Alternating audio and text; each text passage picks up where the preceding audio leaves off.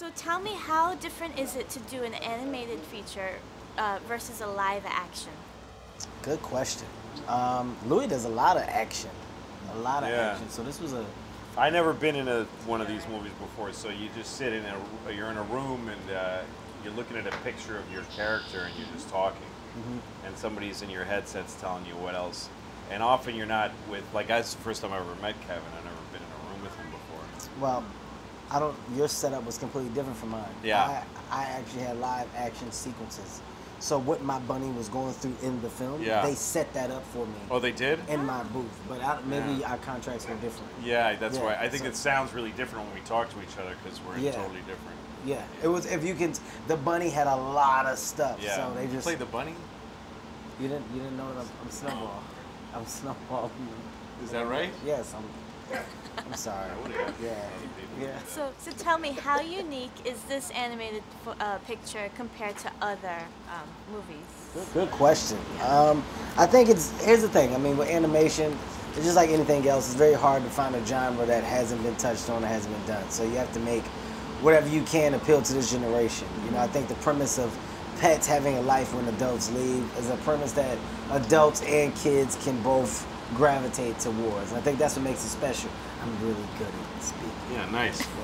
Yeah. The dog that I play is a dog that belongs to a young woman in New York who lives alone, and so there's that connection between grown-ups and loneliness with their pet and their pets. There's like the deep love between a pet and the owner. Good. Yeah. Yeah. It was good.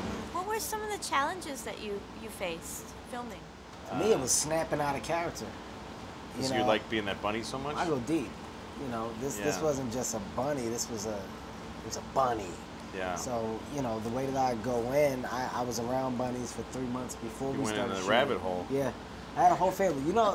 Actually, if I could take the time to give a shout out to my rabbit family in Australia, it's about 75,000 of them, and we just hung out.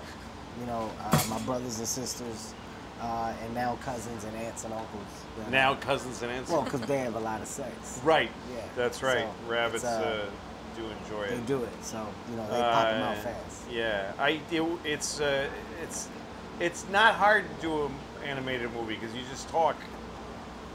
You can literally have a glass of water and a thing of nuts. You can say like this and eat some nuts, drink the water, and then do it again. It's easy. No matter what the movie is, it's exactly as easy. You can even shoot in your pajamas, right? You can shoot in your pajamas because nobody's gonna see it. Nobody's gonna see it. So what is The Secret Life of Pets truly about for you, and what are the messages? Secret Life of Pets is a movie about a dog named Max who his eyes are lasers and they destroy everything that he looks at. That's Bolt. That's not. What? That's Bolt. That's a different. Oh, no. Okay, that's a right. different. Secret Life of Pets is a movie about a dog named Max who lives with a young woman. I don't know what was her name. Do you Yeah, remember? well, it's just a young woman. She's a Yeah. young woman. All right. And there's another dog that gets adopted by the same woman, and he hates that dog. So he tries to get that dog to go back to his old home. And in the midst of that, they run into this rabbit who's mentally unstable. Well, it's not. I wouldn't say the rabbit is mentally unstable. I would say that he's. I would say that rabbit's got a catalyst. a mental illness. It's not true. He's what makes the movie. See, Sure, it's fun to watch crazy people and rabbits. crazy people with the point of view. I don't know why you have to defend the rabbit. I'm not defending the rabbit. I'm just saying that the character of the rabbit is what makes the movie the movie. Within any film, any project, you need a relatable character that the people are going to look at and go, I get it. And it's not the rabbit. It's well, the dog. It's so not the rabbit. I think that in this case, the rabbit being the villain with a personality is nice. what actually makes you go, right? Kids are going to go, and when the rabbit's done, the kids, they cheer. I've seen it actually. I've seen a kid do it. But I mean, look, what this movie really, really does and what it says is there's a message, okay?